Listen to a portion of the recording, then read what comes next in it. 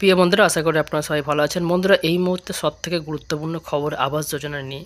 বন্ধুরা, আবাস যোজনা যে গুরুত্বপূর্ণ খবর আপনাদেরকে দিতে চলেছি, যাদের এলিজিবল লিস্টের নাম আছে এবং আপনাদের টাকা ঢোকেনি, তো তারা কি করবেন আজকের এই ভিডিওতে আপনাদের সঙ্গে আলোচনা করতে চলেছি। খুবই গুরুত্বপূর্ণ বিষয় কিন্তু এটি। যাদের এখনও পর্যন্ত টাকা ঢোকেনি তারা কি করবেন, তো ভিডিওটা আপনারা সম্পূর্ণ দেখুন, আপনাদেরকে বিস্তারিত জানিয়ে দিচ্ছি। এর সঙ্গে নতুন করে রিকমেন্ডেড খবর নিয়ে চলে আসছি, যেগুলো 2025-এ হতে চলেছে, সেটাও কিন্তু জানতে পারবেন আজকের এই ভিডিওতে।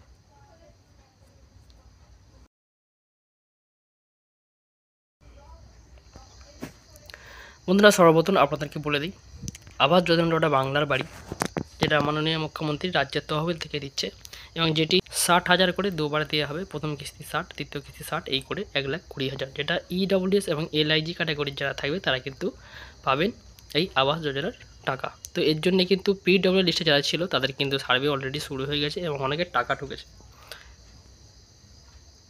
এবং এই নিয়ে আবাস যোজনা নিয়ে মাননীয় মুখ্যমন্ত্রী বারবার ঘোষণা করেছে, আপনাদেরকে সরাসরি দেখিয়ে দিচ্ছি। 13 লক্ষ কোটি টাকা অলরেডি কাজ হয়ে গেছে।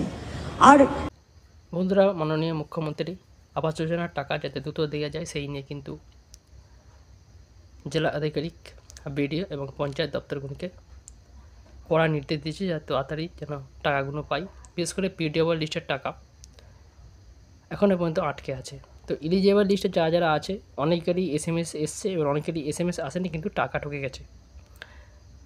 এবং অনেকের SMS আসার পরে অনেকে ভেরিফিকেশান করেছে, অনেকে ভেরিফিকেশান করেনি। তো ভেরিফিকেশান যারা করেনি তাদেরটা কিন্তু টাকা এখনও ঢোকেনি।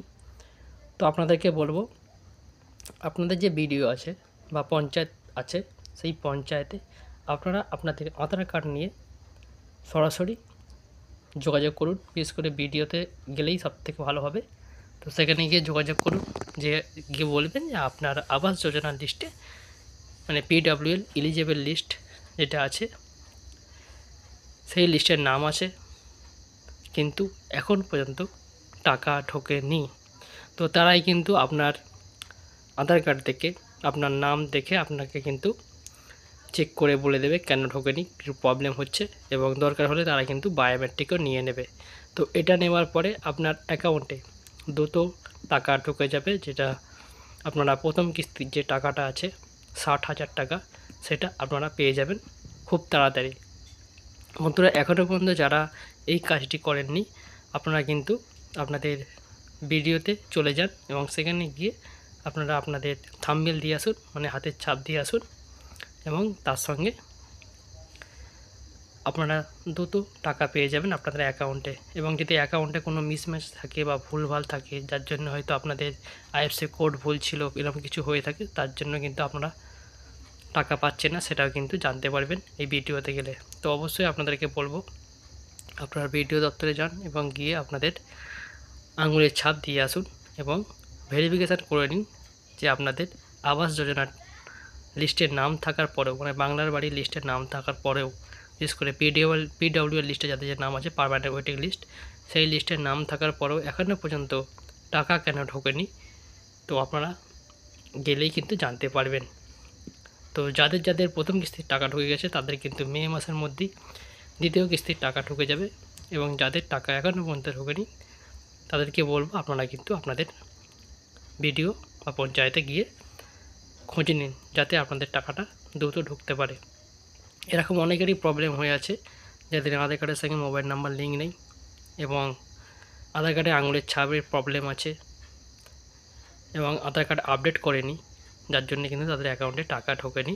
এবং ব্যাংকের বইয়ের সাথে আধার কার্ডের যে KYC থাকে, মানে ব্যাংকের যে KYC থাকে, সেই আধার কার্ডের লিঙ্কগুলো, মোবাইল নাম্বার লিঙ্ক, সেগুলো কিন্তু করা নিয়ে অনেকেরই প্রবলেম আছে, যার জন্য আবাসের টাকা এখনও পর্যন্ত ঢোকেনি। তো অবশ্যই কিন্তু আপনারা গিয়ে খুঁজুন। এবং এইভাবে যদি কেউ যে কোনো ডিস্ট্রিক্টের আপনারা কিন্তু বিডিও বা পঞ্চায়েতে গিয়ে যদি কাজ করে থাকেন, এইভাবে মানে গিয়ে থাকেন, আপনাদের যদি এরকম প্রবলেম থাকে, সেই প্রবলেম সলভ হয়ে থাকে, অবশ্যই কিন্তু কমেন্ট বক্সে কমেন্ট করবেন।